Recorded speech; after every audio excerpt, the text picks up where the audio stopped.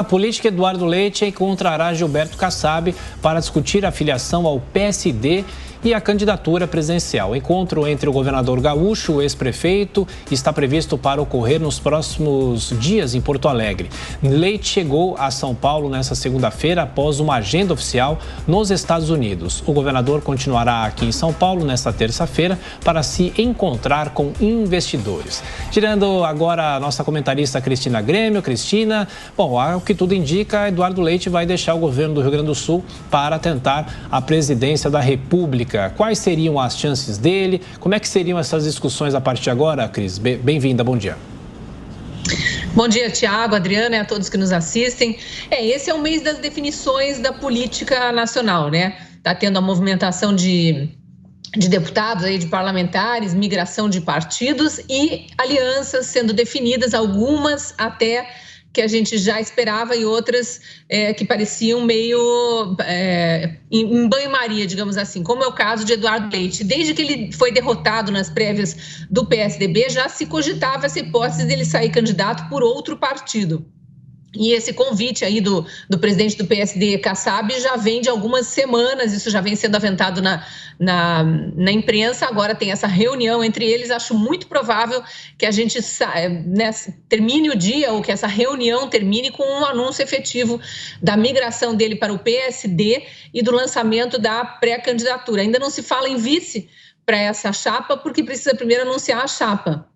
Mas a gente já viu Eduardo Leite conversar, inclusive com Sérgio Moro, lá no início da pré-campanha de Sérgio Moro, quando já se sabia que ele estava muito descontente dentro do PSDB e provavelmente cairia fora. Eu lembro porque eu destaquei aqui no Jornal da Manhã, inclusive, quando ele se encontrou com Sérgio Moro, no auge ali eu acho que a Ômicron ainda estava começando, mas era no auge do controle social, da discussão do passaporte sanitário e tudo isso, os dois sem máscara, sorridentes lado a lado e posando de bons amigos. Então, eu não duvido que essa terceira via, né, como é chamada, que agora já inclui até esquerdista radical como Ciro Gomes já colocam na terceira via, em breve vai anunciar também uma união.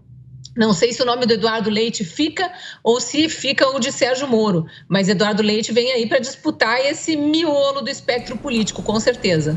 E o que poderia vir a acontecer, o que a terceira via poderia fazer para conquistar mais votos e tirar a polaridade entre Lula e também o presidente Jair Bolsonaro para essas eleições? A gente tem até outubro para isso, Cris. Você acha que dá tempo, que essa terceira via, essa terceira opção de voto ainda vá se desenhar de uma maneira mais nítida, com mais força até lá?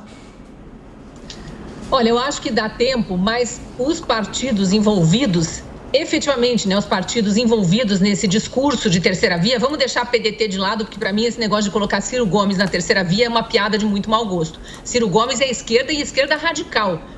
Então ele pode estar brigado com o PT, mas isso não quer dizer que ele vem para o centro e que ele venha a ser terceira via. Os partidos que estão efetivamente envolvidos, que se assumiram como terceira via, as candidaturas que se assumiram como terceira via, precisam decidir, porque eles estão atirando contra os dois lados polarizados, contra Bolsonaro e contra Moro, e esquecem que parte de quem possivelmente votaria numa terceira via já votou em Lula ou já votou em Bolsonaro e não é 100% contra esses dois. Ficou descontente com alguma coisa e precisa ser convencido a ir para uma terceira opção. E eles atiram em 100%. A entrevista do ex-ministro, ex-juiz Sérgio Moro ontem no programa Direto ao Ponto, vocês estão me ouvindo? Estamos sim, Cris. Pode seguir falando. Pode seguir. A entrevista do Sérgio Moro ontem no programa do Augusto Nunes, que eu recomendo muito para quem não assistiu, deixa claro que o Sérgio Moro vai passar os próximos meses dizendo que o governo Bolsonaro não teve um único acerto, que o governo Bolsonaro é responsável por todas as mortes de Covid, que o governo Bolsonaro está envolvido em corrupção. Ora, nós somos cidadãos que estamos vivendo no Brasil e vendo as coisas acontecerem. Então, gostando ou não do presidente Bolsonaro, ninguém vai cair nessa conversinha de que o presidente Bolsonaro é responsável por tudo.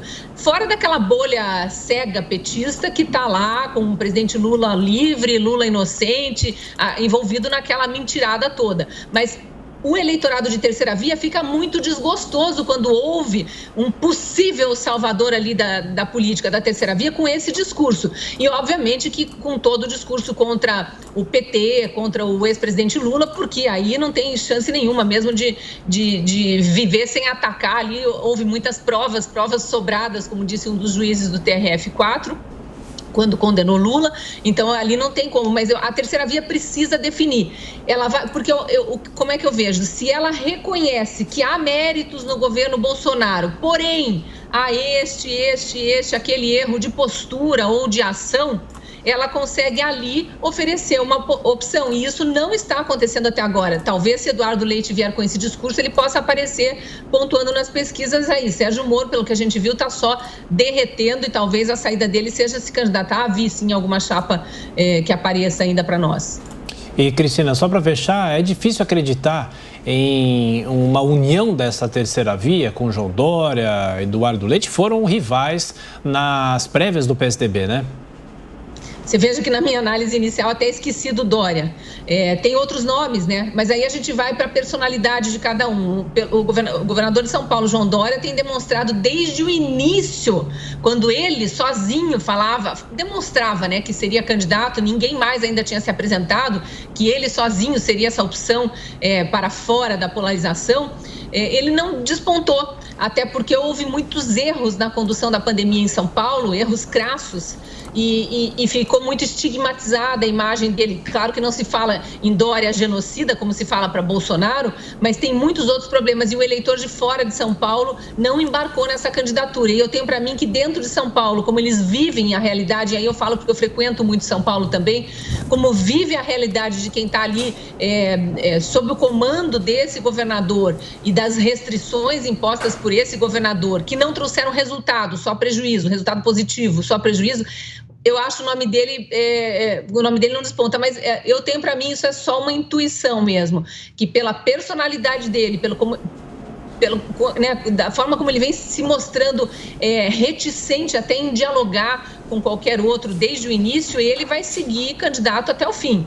Eu acho que ele não retira a candidatura para ser vice de ninguém, por exemplo. Talvez aceitasse alguém como vice dele, mas eu não sei se os outros candidatos embarcariam na rejeição que ele já tem. Então, as próximas semanas serão bem decisivas aí para a gente ver quem sai efetivamente como candidato dessa terceira via, e os próximos meses, antes da largada efetiva da campanha eleitoral, para a gente ver se eles se unem ou se vão tentar correr de forma solo, cada um para ter lá meia dúzia de pontos percentuais no final.